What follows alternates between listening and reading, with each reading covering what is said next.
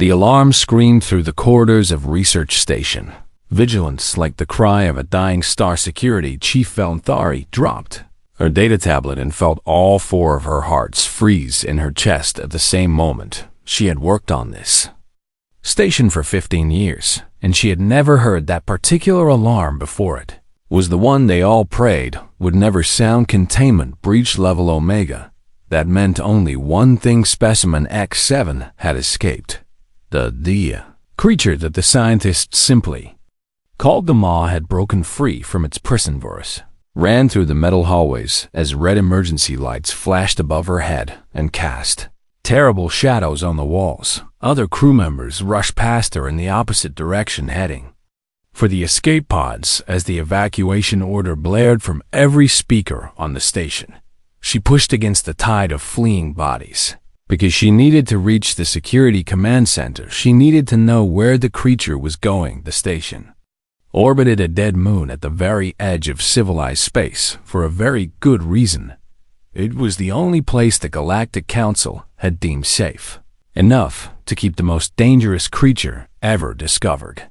The Maw had destroyed entire colonies before its capture. 17 intelligent species across 4 different star systems had been wiped from existence by creatures smaller and weaker than this one. This creature was the apex predator of apex predators. It was a nightmare given flesh and hunger. Valkyrie burst into the command center and found her team already working at their stations with trembling hands. Report, she demanded as she took her position at the central console. It dissolved through the containment wall. Lieutenant Crick said, and his voice cracked with fear. 3 meters of reinforced neutronium, and it went through like the metal was made of water. That should have been impossible. Valentari whispered, everything about this creature is impossible. Crix replied on the main screen. Valentari watched the security footage from the containment level. The creature was unlike anything evolution should have been allowed to create. It was a shifting mass of obsidian black scales that seemed to absorb all light around them. Bioluminescent tendrils whipped from its body like living lightning. It had too many teeth in too many mouths, and too many eyes that glowed with ancient and terrible intelligence. It moved through the station like smoke through an open window. Walls melted before it. Doors dissolved at its touch. Nothing could stop it, and nothing could slow it down. But something was wrong. Valkyrie leaned closer to the screen and narrowed her eyes. It is not hunting, she said slowly. The creature had always been random in its destruction, chaotic and unpredictable. That was what made it so terrifying. You could never know where it would strike next, but now it moved with clear purpose. It was going somewhere specific. Track its trajectory, Valentari ordered. Where is it heading? Crix worked at his console for a moment, and then his face went pale. Habitat Ring 7.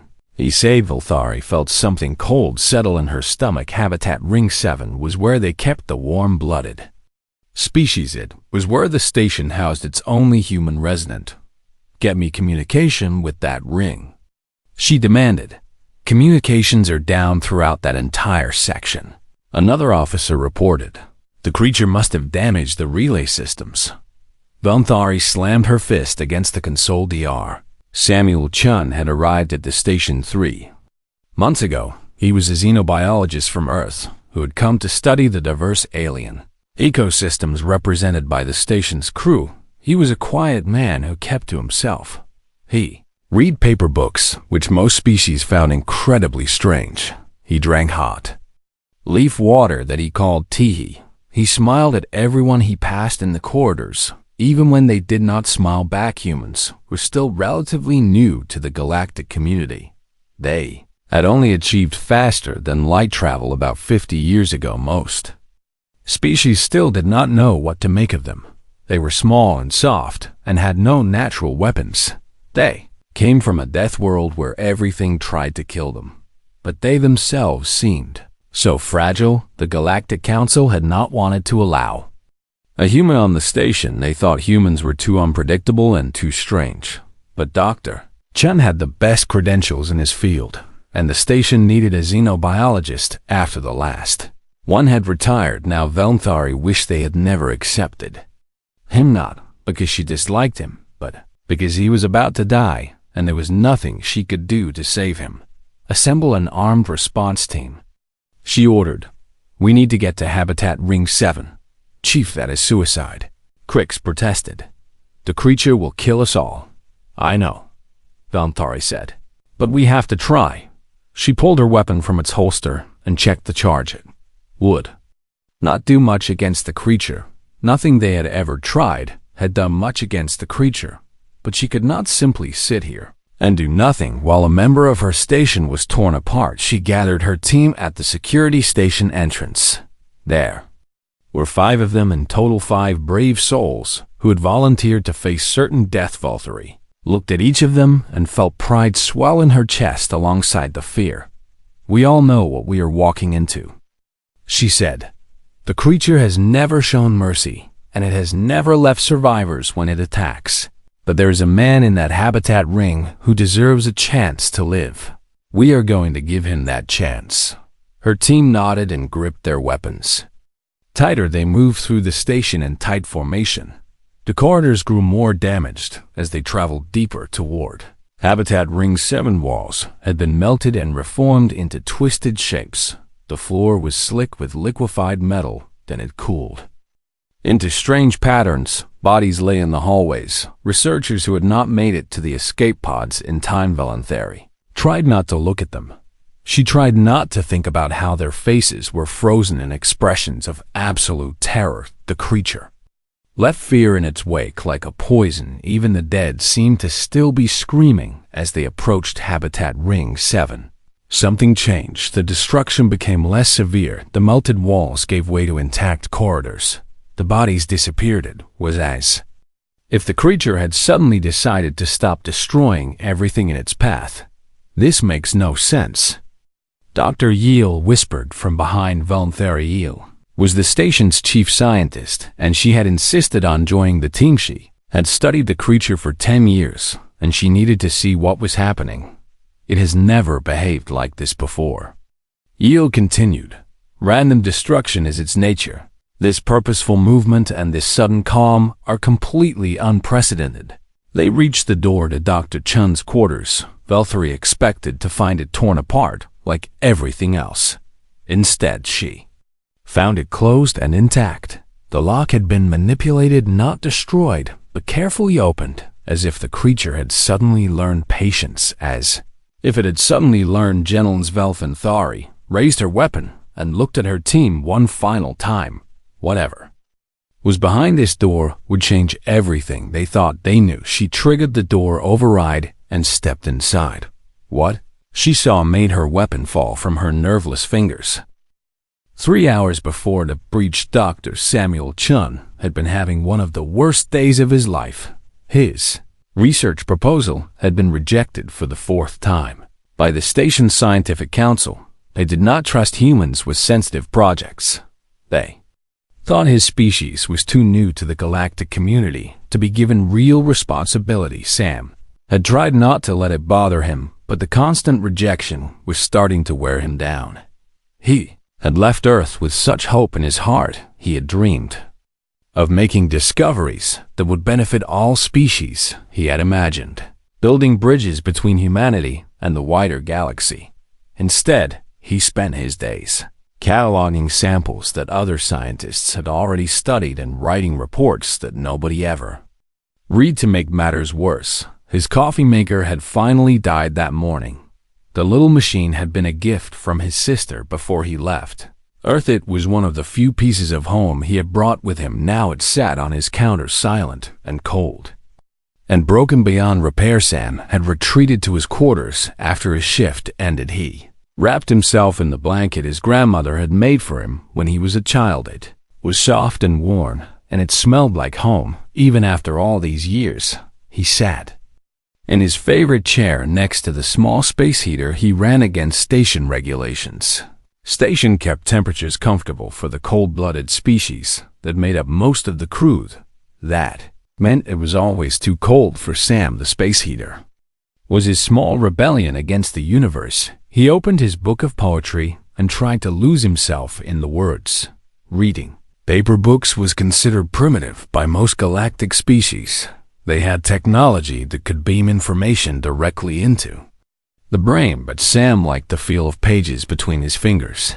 Like the smell of old paper and ink, it reminded him that some things did not need to be efficient to be valuable. He was halfway through a poem about autumn leaves when he heard a strange sound behind him. It was like metal sighing like steel, deciding it no longer wanted to be solid. Sam turned in his chair and watched with calm curiosity as the wall behind him began to melt. He should have been afraid. He knew that any sensible person would have screamed and run. But Sam had grown up on Earth. He had learned to stay calm in the face of danger, because panic never helped anyone survive. His father had taught him that when they went camping in the wilderness, stay calm and observe. Figure out what you are dealing with before you react. Something pushed through the liquefying metal. It was massive, it was terrifying. It was the most beautiful thing Sam had ever seen. The creature flowed into his room like a living shadow. Its scales shifted between black and deep purple. As it moved, tendrils of bioluminescent light danced around its body like captured stars. It had dozens of eyes that glowed with intelligence far older than any species Sam had ever encountered. Sam recognized it from the classified files. He was not supposed to have read Specimen X7, the model deadliest creature in the known galaxy. It had killed billions. It had destroyed worlds. It was standing in his bedroom, looking at him with what Sam could only describe as confusion. The creature tilted its massive head, every one of its countless eyes focused on the small human in the worn armchair. It had broken free from its prison, expecting fear. Fear was what it always found. Fear was what every living thing in the galaxy showed when they saw it, but this human just sat there. This human just looked at it with eyes that held no terror, only curiosity, only a strange sort of recognition. Well, Sam said slowly, you are not what I expected to see tonight.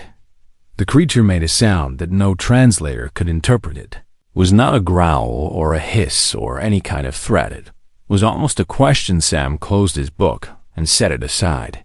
He looked at the creature more closely, now really looked at I.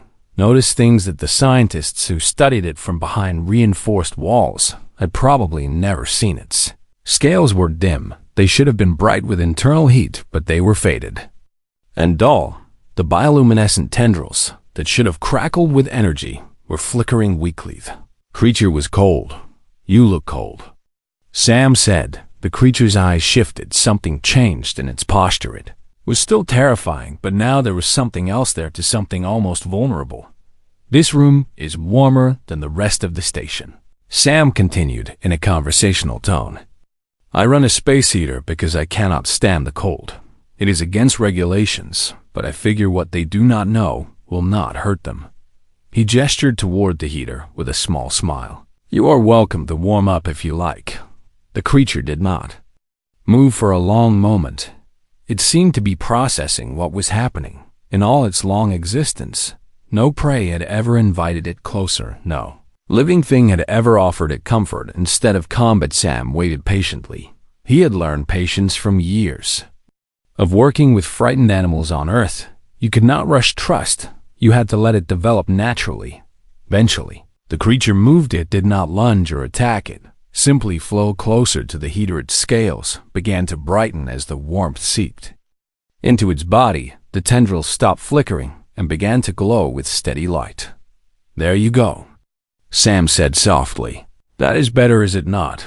The creature made another sound. This one was different from the first. It was almost like a sigh. Sam watched it settle near the heater and realized something that made his heart ache.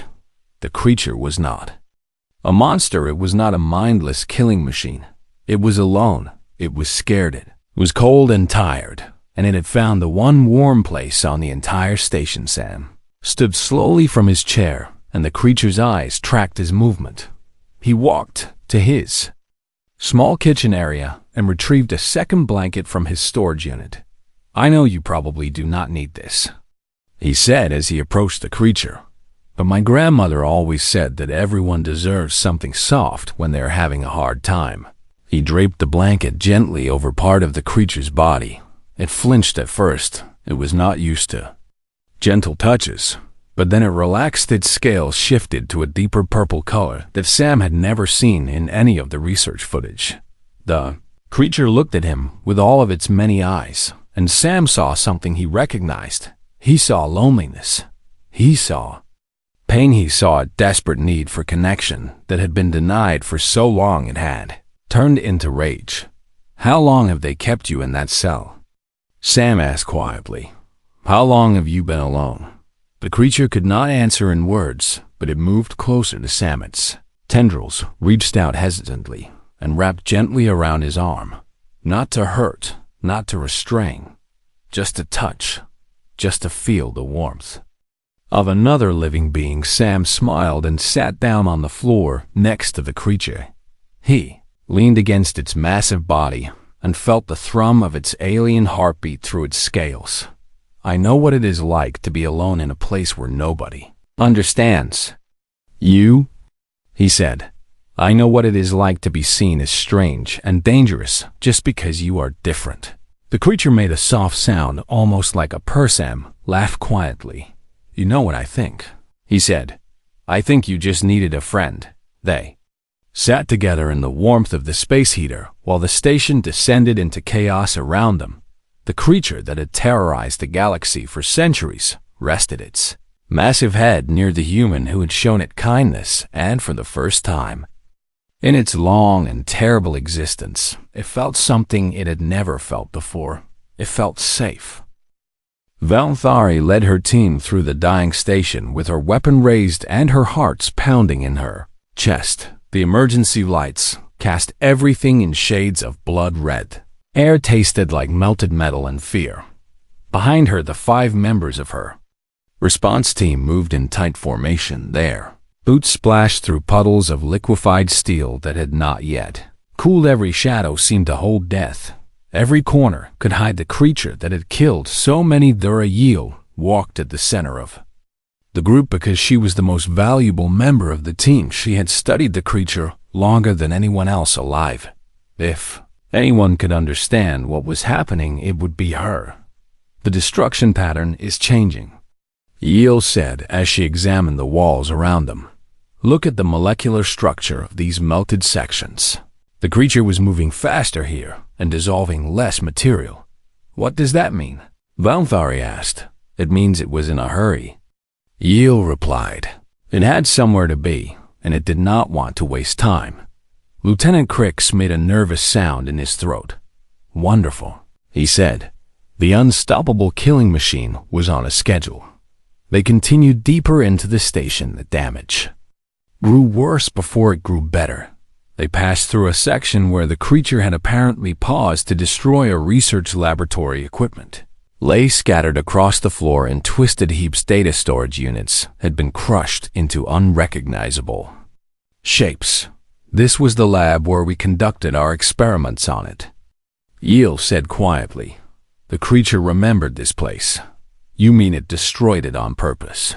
Crix asked. "I mean it hated this place," Yeel replied. "And it wanted that hatred to be known." Valthari felt a chill run through her that had nothing to do with the temperature. She had never thought of the creature as capable of hatred. She had always assumed it was simply a predator following its instincts. But hatred required memory. Hatred required thought. Hatred required a mind that could feel pain and remember who had caused it. They found bodies in the next corridor. 3 researchers who had been trying to reach the escape pods. Valthari forced herself to look at them. She owed them that much. They had died with terror frozen on their faces. Their bodies showed no wounds. The creature had not touched them. They had simply died from fear. It produces a pheromone that triggers extreme panic in most species, Yeel explained. The fear response is so intense that it can stop hearts and shut down nervous systems. Then why are we not dead? Crix asked. We should have encountered the pheromone by now. Yeel shook her head. I do not know, she admitted.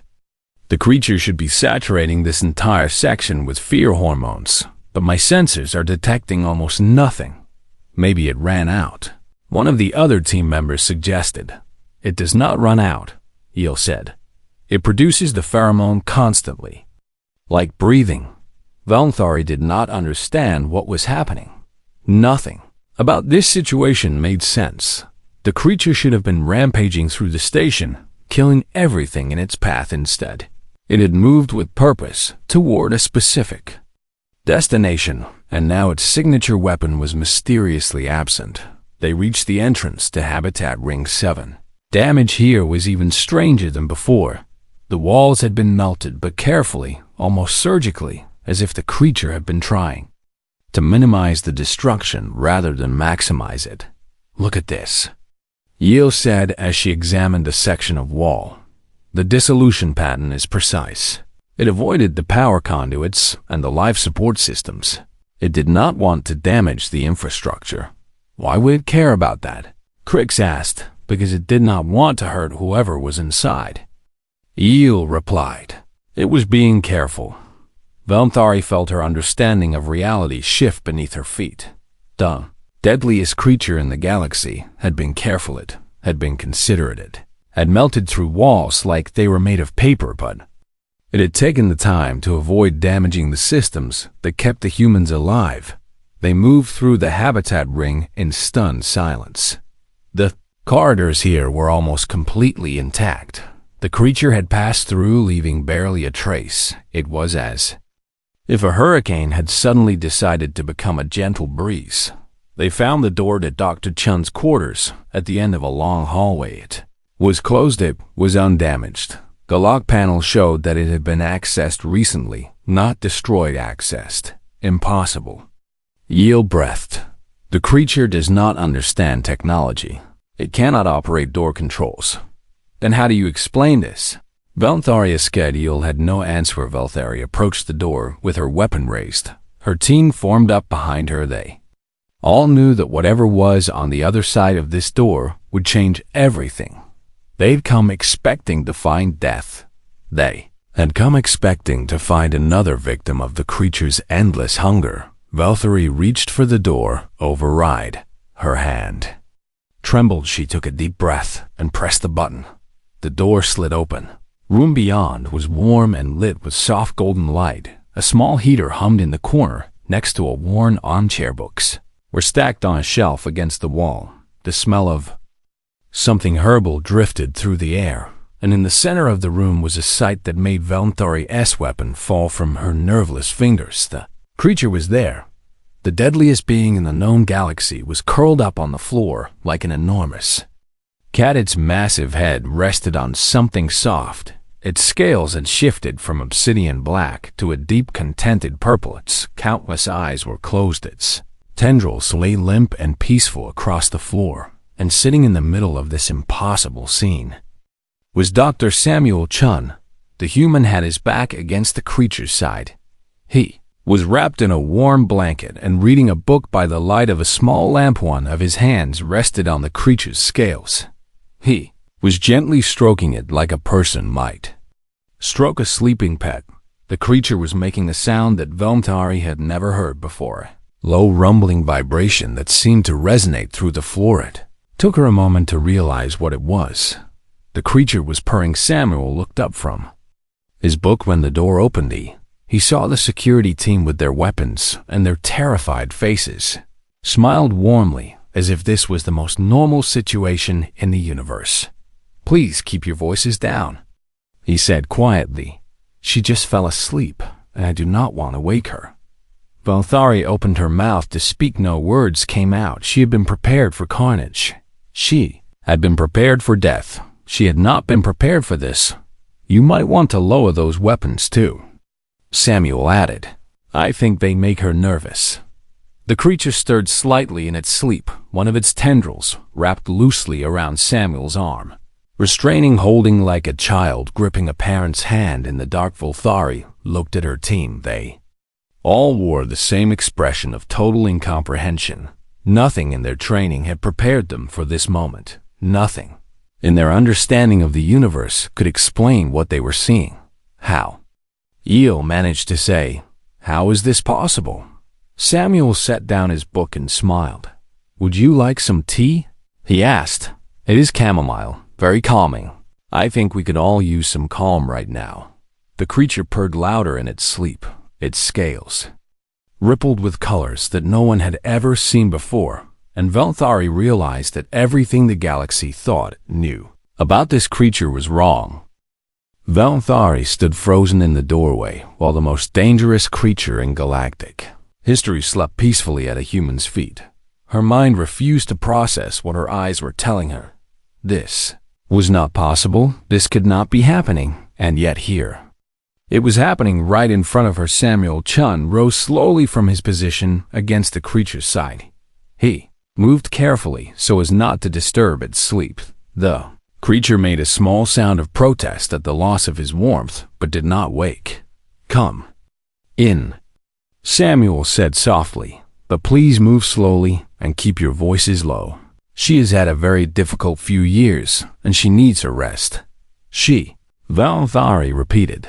"You keep calling it she, because she is a she," Samuel replied simply. "Her species has biological genders just like most others." The scientists who studied her never bothered to check. He walked to a small kitchen area and began preparing tea. His movements were calm and unhurried, as if he hosted deadly alien creatures in his quarters every day. "How are you alive?" Dr. Yeel asked. "The creature has killed everything it has ever encountered. Why did it spare you?" Samuel filled a kettle with water and placed it on a heating unit. "Her name is not the creature," he said. "I've been calling her Luna. She seems to like it. You named it." Crick said in disbelief. "Her," Samuel corrected gently. "And yes, I named her. Everyone deserves a name."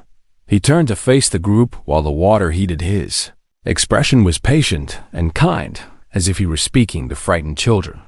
"You want to know why she did not kill me?" he said. "The answer is simple. I was not afraid of her." "That is impossible," Yeel said. "Her pheromones trigger involuntary fear responses in all known species.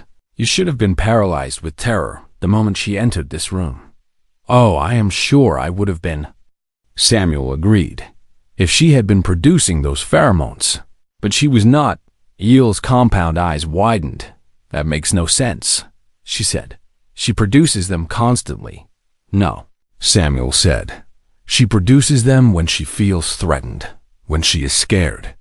It is a defense mechanism, not a weapon. She was attacking because she was terrified." He gestured toward the sleeping creature. "Look at her now. Does she look terrified to you?" They all looked. Luna lay curled on the floor with her scales glowing soft purple in the warm light. Her breathing was slow and steady. Her tendrils twitched occasionally, as if she were dreaming. She looked peaceful. She looked content. She looked like any other creature that had found a safe place to rest. "I read your research files," Samuel continued. "The ones I was not supposed to have access to. Do you know what I found?" No one answered. "I found that she was captured 6 years ago from an uncharted planet," Samuel said. "I found that she was taken from her home and locked in a cell barely larger than her body. I found that she was poked and prodded and tested without anesthesia because no one thought she could feel pain." His voice remained calm, but there was steel underneath the gentleness. "I found that she was never given food because the scientists thought she did not need to eat.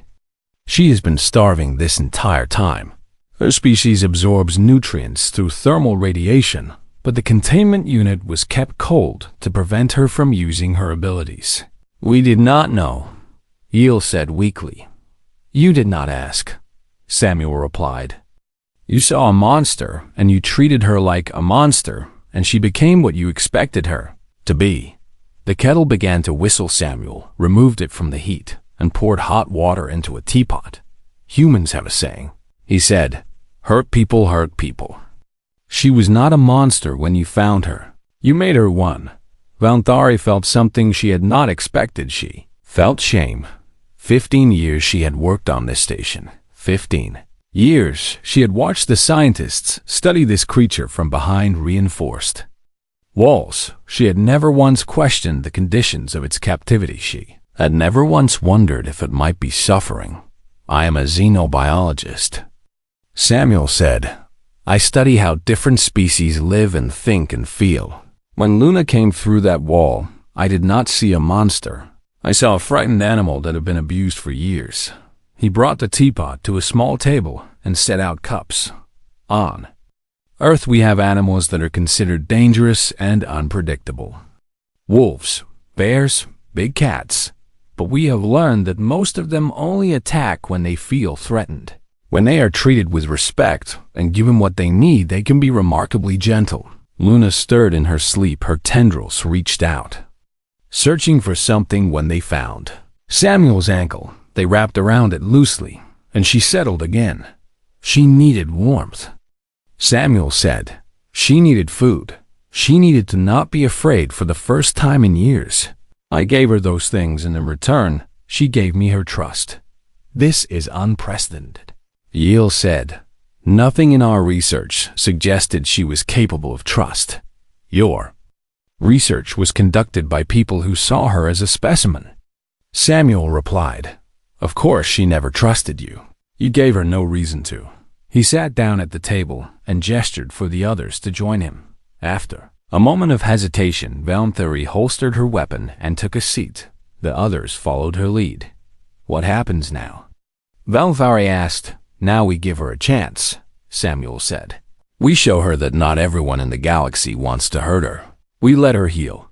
The Council will never allow it, Yale said. They will want her destroyed. She has killed too many. Yes, she has. Samuel agreed sadly. And those deaths are terrible tragedies. But executing her will not bring any of them back. It will only prove that the galaxy learned nothing from this experience. Luna made a sound in her sleep. It was almost like a whimper. Her scales flickered with darker colors, as if she were having a nightmare. Samuel immediately rose from the table and went to her side. He knelt beside her massive head and placed his hand on her scales. It is all right, he said softly. You are safe. I am here. The nightmare seemed to pass. Luna's scales brightened again, and her breathing steadied. She turned her head slightly and pressed it against Samuel's hand like a cat seeking affection. You see, Samuel said without looking up. She's not a monster. She's just lost and scared, and she does not know how to ask for help. Sound familiar? Valentari thought about the first humans she had met when they joined the galactic community. They had been so eager to connect, so desperate to prove they belonged, and the galaxy had treated them with suspicion and fear simply because they were different. Perhaps the galaxy had more in common with Luna than it wanted to admit. What do you need from us? Valentari asked. Samuel looked up with surprise in his eyes. He had clearly expected more resistance. I need time, he said. I need you to tell the Council that the situation is contained, that she is not a threat as long as she is with me. I need a chance to show them what she can become when she is not fighting for her life. It was a lot to ask. It might be impossible. The Council did not change its mind easily, and they had already declared this creature an existential threat. But Valentari looked at Luna sleeping peacefully on the floors. He looked at the human who had walked into the path of death and found something no one else had ever found. She looked at the gentle rise and fall of scales that had destroyed worlds. I will do what I can, she said. Samuel smiled. It was the first genuine smile she had ever seen from a human. Thank you, he said. That is all I ask. Luna purred in her sleep, and the sound filled the room with unexpected warmth. The Galactic Council chamber fell silent when the evidence package finished playing. 300 representatives from 200 different species sat in stunned disbelief and gathered to vote on the immediate termination of Specimen X7 instead. They had just watched 3 hours of footage showing the deadliest creature in the galaxy playing fetch with a tennis ball. The human delegation sat in their designated section near the back of the chamber. They had only been members of the Council for 50 years, and they were still considered newcomers. Most species did not take them seriously. That was about to change. High Chancellor Rix rose from his seat at the center of the chamber. His ancient face was unreadable, but his voice carried clear authority. "Ambassador Chun, you have presented extraordinary evidence," he said, "but it does not change the fundamental facts. This creature has killed billions. 17 species were driven to extinction by its kind. The Council's position has always been clear." Samuel Chun stood from his seat in the human section. Was wearing formal diplomatic robes that looked slightly too big for his frame. Luna was draped across his shoulders like an enormous scarf. Her scales had shifted to match the deep blue of his robes. "With respect, High Chancellor," Samuel said, "the Council's position has always been based on incomplete information." "Incomplete," Chancellor Vrix repeated. "We have studied this creature for 6 years. You have studied her fear responses for 6 years, Samuel corrected. You have documented how she reacts when she's terrified and starving and alone. You have never once studied what she is like when she feels safe." Luna lifted her head from Samuel's shoulder. Her countless eyes scanned the chamber. 300. Representatives tensed in their seats. Several reached for weapons that were not there.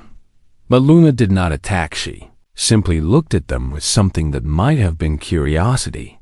Then she yawned. It was an enormous yawn that revealed rows of teeth that could dissolve neutronium, but it was still just a yawn. Several representatives made sounds of nervous laughter. The tension in the chamber eased slightly.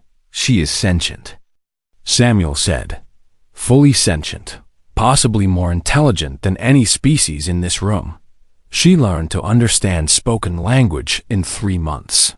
She can solve complex puzzles faster than our best computers. She has emotions and memories and dreams. And she has killed billions." Chancellor Vrix repeated. "Yes," Samuel agreed sadly. "She has. Just as humans killed millions of our own kind in our history. Just as the Velith purged 3 of their colony worlds during their expansion period. Just as the Krix hunted the lesser species of their home world to extinction before they achieved spaceflight." The chamber erupted in angry voices. Samuel waited patiently for the noise to die down. "Every species in this room has blood on its hands," he continued. "Every civilization represented here has dark chapters in its history. We do not execute entire species for the crimes of their past. We give them the chance to grow and change. Those were internal matters," Chancellor Vrix said. "This creature attacked others. She attacked the people who were hurting her," Samuel replied. "She attacked the ones who kidnapped her from her home and locked her in a cage. She was defending herself the only way she knew how." He reached up and stroked Luna's scales gently. She made a soft sound of contentment.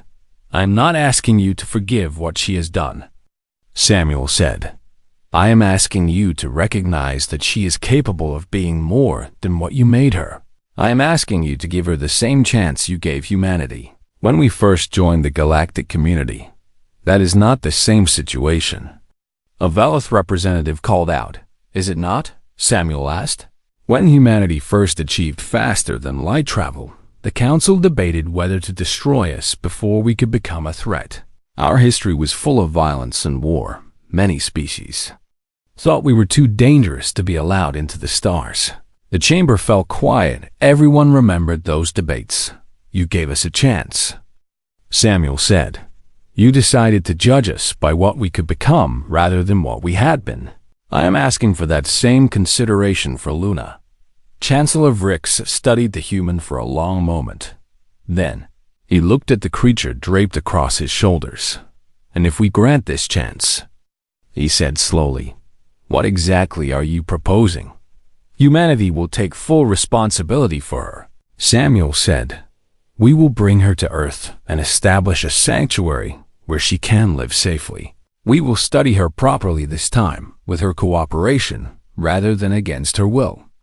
We will show the galaxy what she can become when she is treated with compassion. And if she attacks again, she will not," Samuel said firmly. "You cannot guarantee that," Samuel smiled. "Actually, I can. Humans have been befriending dangerous creatures for thousands of years. We domesticated wolves and turned them into loyal companions. We train birds of prey to hunt alongside us. We keep tiny dinosaurs as pets and teach them to speak. We have a gift for finding connection with beings that others consider monsters. Luna chirped. It was an absurd sound coming from something so terrifying several representatives laughed. She likes it when people laugh, Samuel explained. She has a surprisingly good sense of humor. She thinks the Crix delegate's tentacles are funny looking. The Crix delegate made an offended sound, but there was no real anger in it. This is madness, another representative said. You are asking us to trust the deadliest creature in the galaxy to a species that has been part of the community for less than a century. Yes, Samuel said simply. I am, because we are the only species crazy enough to try. The vote took 3. Ours it was the closest vote in council history. By a margin of 7 votes, humanity was granted custody of the creature formerly known as Specimen. X7 Samuel carried Luna out of the council chamber, while cameras from 100 different worlds recorded the moment she had fallen asleep during the voting process. Her head rested on his shoulder, and her tendrils dangled down his back. She looked peaceful. She looked content. She looked like she belonged exactly where she was. The human delegation surrounded them as they walked. They were grinning with barely contained pride. This was the moment humanity had been waiting for. Moment they proved they had something unique to offer the galaxy, not technology, not military power, not political influence, compassion.